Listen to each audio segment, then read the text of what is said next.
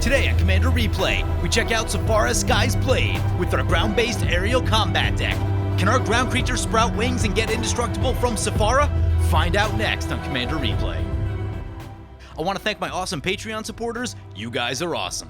And, just to let you guys know, I have opened up some additional slots at the Legendary Angel tier, so if that is something you're interested in, or if you just want to help out the channel and vote on which decks I play next, feel free to check out my Patreon at the link below.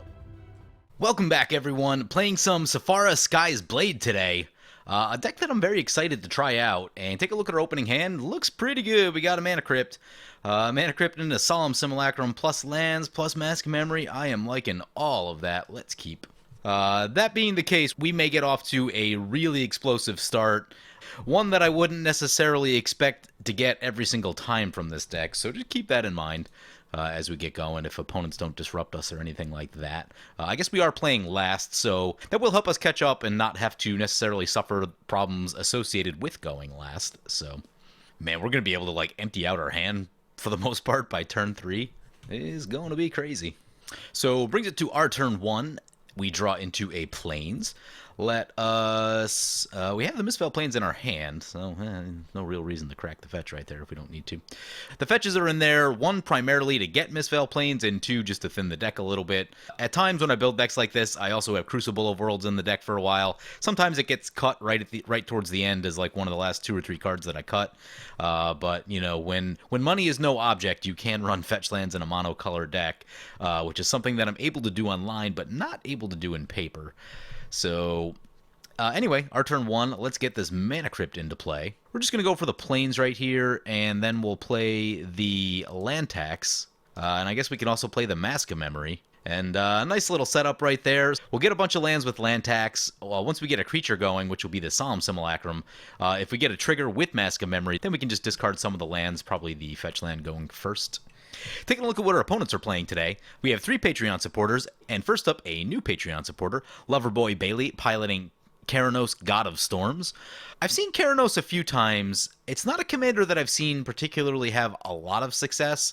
If you want to pilot Keranos successfully, it's probably going to need to be a combo deck. Blue-red, like, not super well suited to combat or a lot of other things, but I fully expect they'll be playing the role of control today and probably blowing up lots and lots of things, sort of where I expected the game to go. Next up, we have TDDL piloting Sram Senior Edificer, and they got a Paradise Mantle down already, keeping their hand full at 7 cards. And then finally, we have Ivan Black playing Rith the Awakener. They lay down their own Mana Crypt, and I'm actually really excited to see this. I've wanted to build a Rith deck for a long time, and it's just not a commander you see much of anymore. I used to see it a little bit back in the day, but there's some cool things you can do with tokens, so I'm excited to see what they have going. We will use the land tax right here. I'm just going to go for... we'll go for all 3, I guess. We do have a lot of plains in this deck. Hopefully we don't draw a land per turn. Get the Mana Crypt flip on us. And we draw a land. At least it's a Gaia Reach Sanitarium. That can loot away more lands. So let's go ahead and play the Gaia Reach Sanitarium. We'll probably start doing that like next turn or the turn after, potentially. Play the Solemn Simulacrum. This will probably turn off the land tax, so probably a good idea that we did get all 3 with the land tax right there. So get our plains into play tapped, and we'll pass the turn like that. We are doing pretty good in the ramp department, although our hand is entirely lands at this point. Ooh, Frozen Ether coming down for Keranos. Yeah, that's a good one. Artifacts, creatures, and lands your opponent's control enter the battlefield tapped. That will slow the game down. Fortunately, we're not playing Aurelia today. That's anything that makes your creatures come in tapped is terrible for Aurelia, so we are mono white. We are a little bit less explosive than that. A lot of what you do in mono white is, you know, play a bunch of stuff at sorcery speed, hope it doesn't get blown up, hope you untap with it, and then you can start doing some things. And that is actually one of the main issues with mono white, is that it really lacks the ability to be explosive if you're just doing like a mono white good stuff kind of thing. That's something that I would like to see them fix. I'm really keeping my fingers crossed that Commander 2019 will have something that really helps white be more explosive. That's something that I would really, really like to see, but we'll see what happens. Sram swings into the Keranos, brings him down to 38, and that'll bring it back to our turn. We'll go Tails on the Mana Crypt. We lost the flip. We draw another Plains. That's not good. We better get down to the looting. Let's equip the Mask of Memory to the Solemn Simulacrum. We'll swing into the Rith one time. Oh, speaking of Patreon supporters, by the way, this may be my first game with Ivan Black as well. If it's not, I haven't played a ton of games with them. So we get in with the Solemn Simulacrum. Mask of Memory will trigger. Use that one time. We draw, Soul Ring, Hedron Archive. Let's get that ramp going. Discard the fetch land. Oh yeah, this is going to get wild. Let's get all the mana ramp. Let's go Mana Crypt. Let's tap all this up. Get the old Hedron Archive into play. Hedron Archive comes in tap. Sad face, can't, yep. Alright, because then I was going to go Hedron Archive into Soul Ring, into, yeah. Might as well play the Mistveil Plains since our lands come in tapped anyway. And I think next turn we're looking at Sephara. Turn 4 Sephara, I think. That's cool, right? Again, I would not necessarily expect to have a turn 4 Sephara under normal circumstances. We just we got a turn 1 Mana Crypt into a turn 2 Solemn Simulacrum, so things go really well when that happens. Rhystic Study coming into play for the Keranos opponent, and yeah, Rhystic Study is pretty good, especially if everyone's lands are coming in tapped. Really kind of choke the mana out of them. There's a Golem Skin Gauntlets for the Sram. That's one that that's an equipment that I'm not particularly in love with. I understand why people run it. The thing that I don't like about it is that it's not great on its own. Like, if for some reason all your stuff gets blown up and then you have one of those, like, it's not a particularly exciting card. But I get that it's cheap to cast, cheap to equip, so that does give some validity to it. But, meh. Think of it this way, for 1 additional mana, you get Umezawa's Jitte, which is just an insane magic card, so that's where I'd rather be. Sram going to keep going into the Keranos, yeah. We'll probably send a little bit of damage over to Keranos as well, since they seem to have some things going on that, not necessarily, a lot of enchantments that aren't the easiest to interact with, Frozen Ether and Rhystic Study. We do have a few ways in our deck, but I would not be sad to have a few more. Here comes a Soul Ring for the Rith, and they're going to go ahead and pay for it. Pay for the Rhystic Study. Mana Crypt flip on us. Let's see how we do. Let's go Tails. We lost the flip down to 31. Whew! Did we lose 3 straight Mana Crypt flips? I think that's the thing that we've done. I don't think anyone's attacked us. Ouch. We draw into a Remorseful Cleric. You know, graveyard removal is cool. Flyers are cool. Let us play a Plains. It'll come down tapped. First, we're going to attack. I think we're going to send one over to the Keranos at this point. They seem to be a thorn in everyone's side. And that'll trigger the Mask of Memory. Once again, they go down to 33. Draw 2, discard 1. Ooh, that's a Sun Titan. I do love me some Sun Titan. That's another reason to run fetch lands. Discard a Plains. We also got the new Cavalier of Dawn. I'm excited about that one as well. In fact, it may even be Cavalier of Dawn time. Really want to get... Frozen Aether is annoying and slows everything down, and there's certainly merit to blowing it up, but I think I'd rather not give them tons and tons of card draw with Rhystic Study, so that's probably where we're going to go this turn. Rhystic Study is going to trigger. We'll pay for the Rhystic Study. Cavalier will come in, shoot the Rhystic Study. Opponent gets a 3/3 Golem out of the deal. We'll play our Soul Ring. That'll come in tap. Sadly, we won't be able to activate the Gaia Reach, and that will be our turn. Yeah, we are having a hand. We are having a just crazy opening hand with the Mana Crypt. Just craziness going on. Is this opponents only? That is opponents only. Yeah, that was a pretty good card. Kismet is the original version. Was printed in white, I believe, in alpha, or somewhere around 93, 94 was the original. It was reprinted and revised, which is a copy that I have. Opponent casts a Willbreaker. Gonna send the Golem into us. Okay, yep. Whenever a creature an opponent controls becomes a target of spell or ability you control, gain control of that creature for as long as you control Willbreaker, and it's got some boots on it. Makes me a little more nervous about trying to cast our commander. We have 6 or 7 board wipes in the deck. Probably like 6.5 because one of them's an Elspeth. Wouldn't mind getting rid of that thing. That seems pretty good. We do not have any protection on our stuff currently. Not really excited to run our Sun Titan down there. Not really excited to run our commander down there with a steal effect lurking around. Target a spell or ability. So, yeah, they just got to use the Keranos ability and they can start stealing stuff. Seems pretty good. Interestingly, Rith taps out and passes. Does not want to cast their commander into the steal effect. We do get a new land tax trigger. I think we'll go ahead and use that since we have so much looting capacity right now. Plus the Sun Titan in hand.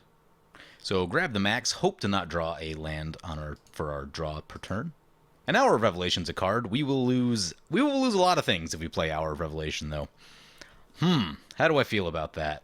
This will bring something back, so that's kind of cool. We can get a mana rock back. We have the sun. Yeah, maybe we just do it. Maybe we just do it. Maybe we wait to catch more stuff in it first? Yeah, maybe not. Maybe we just go for it. So we should wait to play our land until after we blow everything up because of the frozen ether. It's probably time to send a little attack over to the Sram opponent. They're still at 40. Yeah, okay. Let's go ahead and do this. Send the Solemn Simulacrum into the Sram. Send the Cavalier into the Keranos opponent. Mask of Memory will trigger. We'll draw 2, discard 1. Ooh, it's a Palisade Giant and an Archangel of Thune. Those are both pretty good cards. Let us discard a Plains. Go to our second main phase. Tap everything for mana. Cast Hour of Revelation. Get rid of most of the stuff on board. Somehow I thought we had more lands in play. We have 5 lands, turn 5. It's fine. I guess we'll have a 6th land. Yeah, we'll have a 6th land when we play our land. We get to draw with the Solemn Simulacrum. We get a card back with Cavalier. The choices are... yeah, there's a lot of interesting choices. Soul Ring, always really good. Mask of Memory's been really helpful for us, especially with all the lands. Probably just going to go for the Soul Ring. I think Solemn Simulacrum's not terrible either. Especially if it gets blown up again. We'll keep that card draw coming. I think we go for Solemn Simulacrum. Yeah, because Sun Titan can get back a lot of the other stuff. We have 8 mana currently. We'll have 9. Okay, so play a Plains, play Sun Titan, get back Soul Ring, use Soul Ring, play the Solemn Simulacrum, get a Plains, and yeah, things are going pretty well. We have 1 colorless floating, can't do much about it. We'll have to discard 1 to hand size, so we'll pitch a land. And pass turn like that. Opponent said he looked away for 5 seconds to eat a chicken nugget and his stuff was gone. Yeah, I just had a turn. Opponent plays a back to basics. Yep. Hits 2 of our lands. Could be worse. Lots of basics amongst our opponents, so not too punishing at this point in time. Still annoying, but... hurts us just a teeny bit. I was looking at using this Gaia Reach Sanitarium at some point in time, so that'll be off the table. So Sram coming back into play. Ooh, opponent guessed the Tormod's Crypt. Oh, that's bad. That's bad for our Sun Titan. Bad, bad, bad. Here's a Purphoros for the Rith opponent. Yep, that's a pretty good one. And there's a Makokoro. We're going to hold on to that since it will not untap. Play a Plains. Do some attacking. We should think about the Sram a little bit, because once they get like some protection auras on there, things might be a little bad for us. Oh, opponent let us... no, opponent can still respond to the trigger. So we'll send Sun Titan their way, and we'll send the Solemn Simulacrum over to the Rith. Sun Titan will trigger. Let's try the Mask of Memory. I'm pretty sure opponent's just going to crack the Tormods in response. Oh, nope, they don't. It's back. Yeah, all right, got the one I wanted. If they want to exile it after this point, I'm good, but... they have missed their chance. So opponent takes a hit from Sun Titan, goes down to 32, Rith down to 29. We should probably, well, what are we worried about? We're worried about a board wipe. Mono White could have one, but probably doesn't, because it's not really like Shram's thing to run board wipes. Rith could have something. That'd be a reason to leave up the Eerie Interlude. We exactly 8 mana, which means, yeah, probably Archangel of Thune right here. And yeah, I like that. So Archangel of Thune, hold up Eerie Interlude, just in case opponent tries to blow up our stuff, or steal it, or whatever the case may be. Talrand coming down. Yeah, it's a pretty good card. Pretty good card. Ooh, Keranos doesn't have any red mana. Yeah, okay, that probably explains why we haven't seen Keranos. They said that this deck is a copy of their paper version, so they don't have, like, crazy mana rocks and duels and probably stuff like that in their deck. So that's something to consider as well. Oh, opponent's going to play a Gush. Yeah, Gush is a pretty crazy card. You guys ever play Vintage? I played a Vintage tournament one time. It was a real bad time. Gush was everywhere. It was legal then. Gush and Fastbond were the things at the time. Hey, there's a red land for opponent. Opponent's going to tap out and pass. I haven't talked about our deck, by the way. That was something I meant to do a while back in this game. We are playing Sephara Sky's Blade, a new commander that I'm pretty excited about. It is 4 white, white, white for a 7/7. The first ability isn't doing that much for me, but it's there if we need it. It says, you may pay a white and tap 4 untapped creatures you control with flying, rather than pay this spell's mana cost. That's fine. In Commander, it's typically better to just hold up more blockers, but there are times where that could be relevant, so I haven't built around that ability so much. But it's a 7/7 with flying and lifelink, and it says other creatures you control with flying have indestructible. That's a lot. That's a lot of tools. That's a lot of things that mono white cares about. And with this particular build, I'm trying some things out, which we'll talk about in 1 second as the Sram opponent goes wild here. So, Sram casts a Hammer of Nazan, that is into play. Casting a Sigil of Distinction, enters the battlefield with X charge counters on it. Equipped creature gets +1/+1 for each charge counter on it, and remove a charge counter to equip it. I wonder if I need to run that in Akiri and Bruce. I'll have to think about that. I don't know, it seems a little mana intense, because, like, in Akiri Bruce, you'd play it for 3 mana, remove 1 to equip it, so it would be +2 and then +3 on after it's equipped. It's fine. It's fine. Obviously, it gets bigger as the game goes longer, but I don't know, I'll have to see how good it is when you're, like, every single mana you spend matters greatly. Since the game, a lot of times the game might only go 6 turns, and you have to hold up crazy amounts of removal just to make the game not end, so I don't know. We'll see. All things to be looked at. Anyway, Sram is a 4/2 with Indestructible. That all seems pretty good. Austere Command. Going for big creatures and artifacts. Well, we're going to lose some artifacts. Can't do much about those. But I will Eerie Interlude our stuff. So save those from the old board wipe.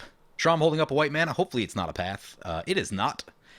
Ooh, we're going to get some triggers. Let's see if opponent responds with the Tormod's Crypt when our stuff comes back. Hammer of Nazan goes down. Sigil goes down. Ooh, Tormod's Crypt goes down. Yeah, our stuff's coming back. Our stuff is coming back. Opponent lost their chance. Opponent lost their chance. So, end step, our stuff's coming back to play. We'll get a Solemn trigger, get more lands, and get a Sun Titan trigger. Let's go ahead and get the old... I think we're going to get the Mask of Memory. We want to keep that hand nice and full. So we'll get ourselves another land. Oh, man, it's turn 7, and we are going to be on 10 lands. We have ramped really well. There's a Cage Sun. Cage Sun seems really good, although I might just go for our commander. So, Sephara Sky's Blade into play. Put the Mask of Memory on the old Sun Titan. So, let's do some attacking. Sun Titan this way. Solemn into the Talrand. Archangel into the Sram. Sun Titan trigger. What are we getting back? Lands are good. Soul Rings are good. I guess get back the Soul Ring. Keep that mana production high. It'll be really helpful. That'll be helpful for us to get Cage Sun in probably next turn. Anyway, finishing up on their commander. So I really decided to focus on the lifelink and other creatures with flying have indestructible portions of this commander. And I'm trying some things out with this build. So you'll notice a lot of ground creatures in the deck, or at least more than you would expect for a commander that cares about things with flying.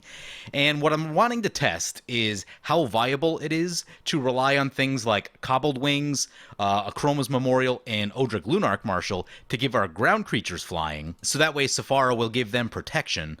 So instead of just trying to build like a Flyers Tribal kind of thing, I'm seeing how viable it is to make our ground-based combat into aerial combat. So yeah, we'll see. And the reason I want to do that is because there are a lot of really good value creatures on the ground, things like Solemn Simulacrum, things like Sun Titan, and those are really powerful cards, so I don't necessarily want to give up on those just because our commander cares about flying. So that's what we're trying out. So far we haven't run into Cobbled Wings or anything like that yet. We did dodge one board wipe with the Eerie Interlude. Probably a card that needs to see a little bit more play for the sole reason of it allows your creatures to dodge Cyclonic Rift and acts as a very good budget replacement to Teferi's protection. It's not quite as good. It doesn't protect your other permanents, but still, anything that'll protect you from Cyclonic Rift is good in my book. Also, Toxic Deluge, which, loved amongst black decks, is one that a lot of the indestructible effects won't protect you from, so good things to keep around. So yeah, we're trying to turn some of these giants into flyers is what we're trying to do today. I don't know if this deck is going to work exactly the way I want it to. This deck is kind of split into a lot of different directions. We have some life gain cards because obviously good with Sephara. We have a number of equipments because always good with white. We've got some ground creatures. We've got a couple things that make tokens. So there's just a lot of stuff going on in this deck, and either it'll work really well in the sense that, like, we have a lot of game against different kinds of things and, like, aren't specifically weak to any single strategy, or we won't draw the things we need when we need them, and it'll all just fall apart terribly, is the two ways that I see this deck going. So I have looked at some other deck lists. I know Kristen, who was on the Legions Initiative podcast, she has a build going that is more of like an aggro-based flyers list that looks pretty solid. So, that's another thing that you can look at as well. Oh, and also, I'm running about 7 board wipes in the deck, so, once our things do have flying, just wipe the board like crazy and allow your mono white creatures to go to town. Which, in all cases, is probably the way you want to play this deck. I think you want to play it sort of like an Avacyn deck, where just Avacyn plus board wipe equals good.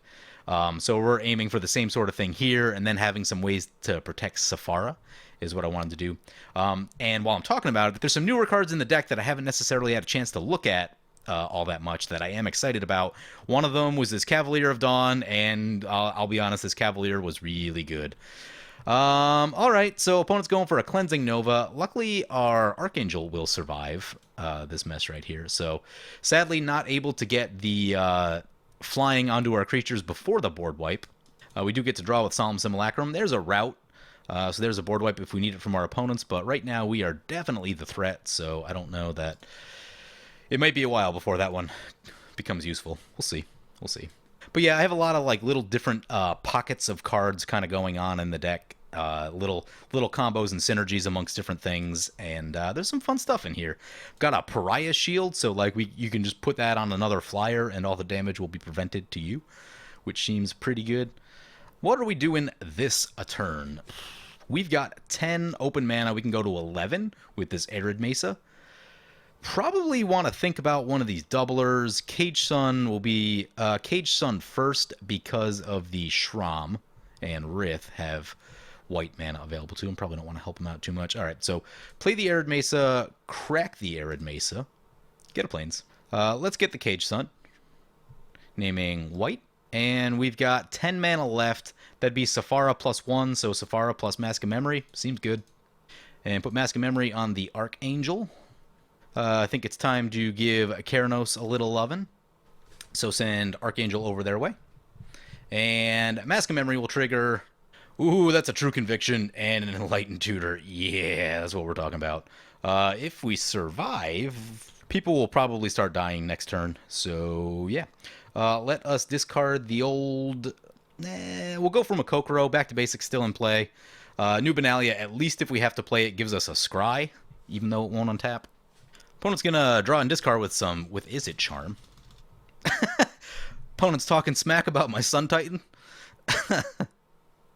Flavor Wind on the land. I didn't see which went. Oh, Rith's Grove. Yeah, nice. Opponent running Rith's Grove in the Rith deck. Yeah. Those layer lands aren't the best, sadly. They fix your colors, but they do put you a land behind, which is not the best. Stonehaven Outfitter into play. Oop, that's a council judgment. We can be losing some stuff. Not good. Not good. All right, what have opponents voted for? Let's check the old log real quick. Voted for Archangel Athun. Yes, we're voting for Archangel Athun. That's 2 votes. Yeah, just go 3, make sure we don't lose anything else. So Archangel Athun down, but got us some counters. We got a counter on Sephara. And as a 9/9, it's almost a replacement to Iona. Hashtag Sadface Iona. Rith coming into play for our opponent. That's going to trigger the old Perforos. We go down to 30. Having lifelink on your commander is pretty good. Keeps you from dying from things like Perforos. So that is a really good place to be. So with all that, that's going to bring it back to our turn. We have a chance to Enlighten Tutor. We should probably take it.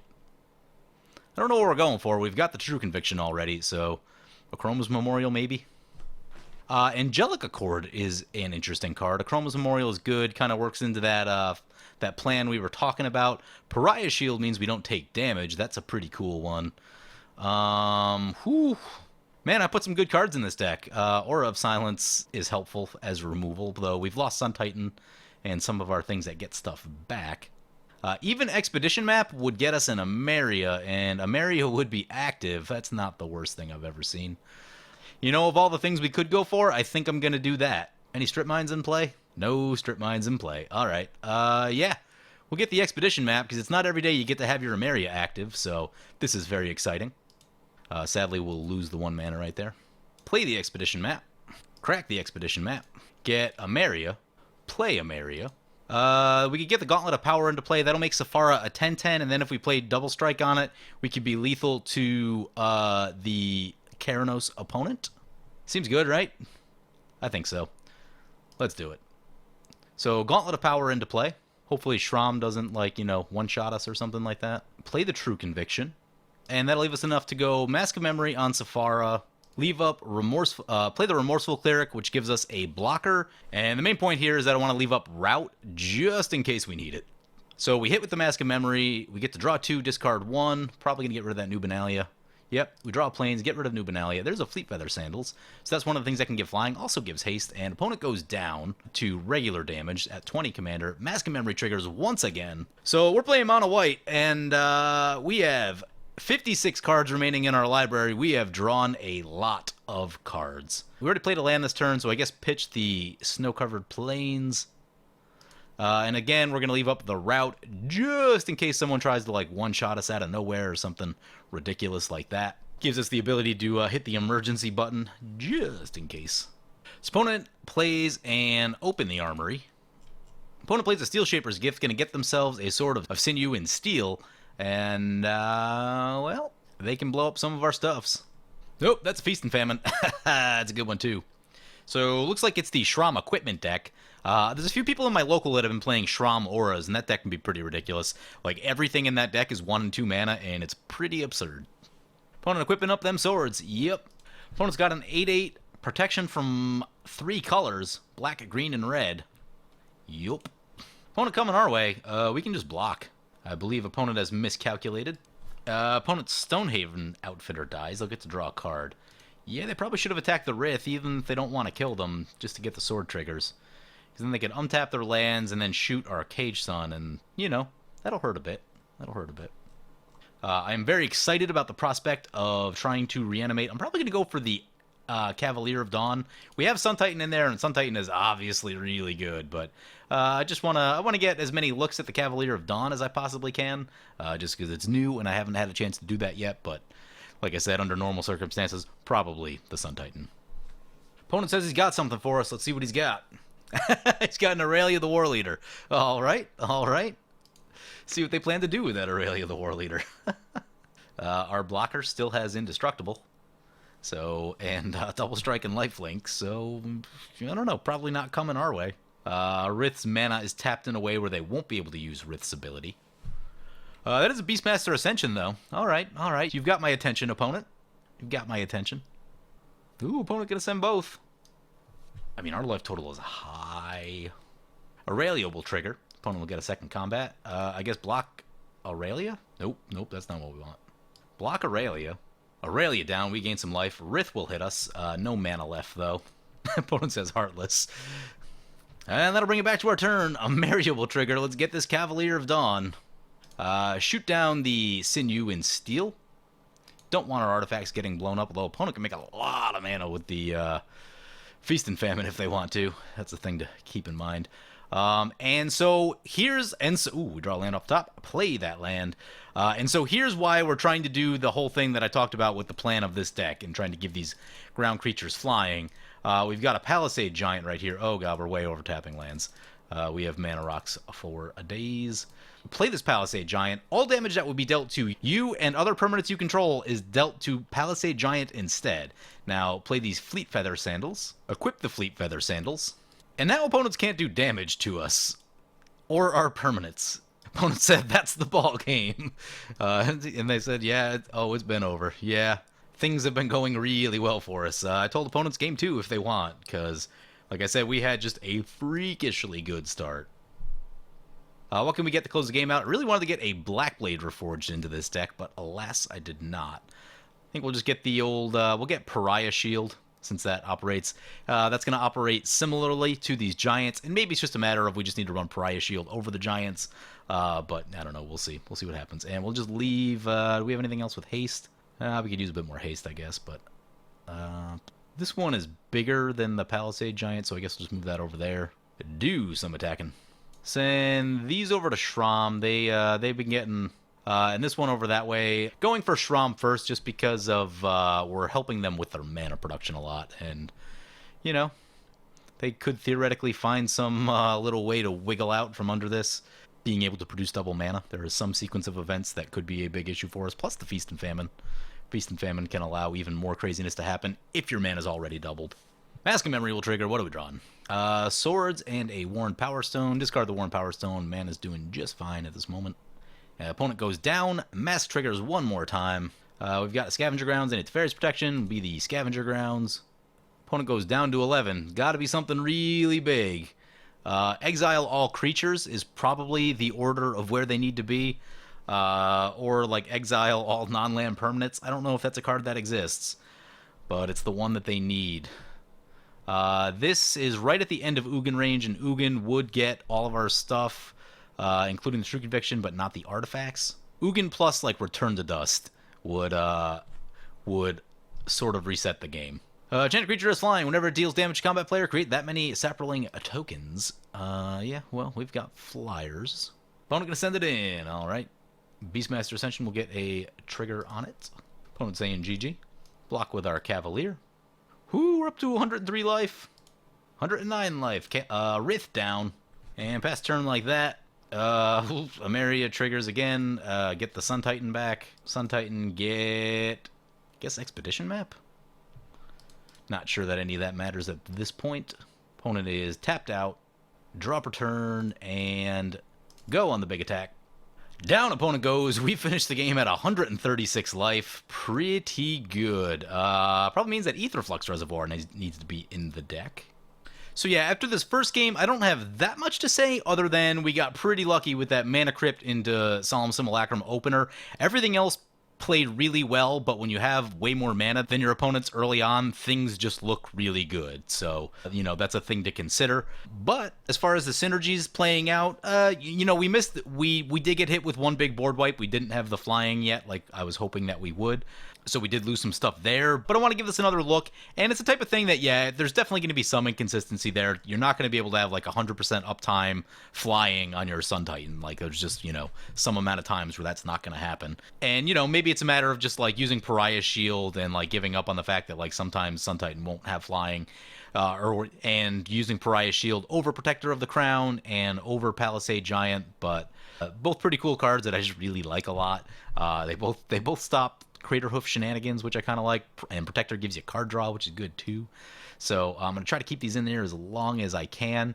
Probably a case to put an Aetherflux Reservoir into the deck, being that we had so much life.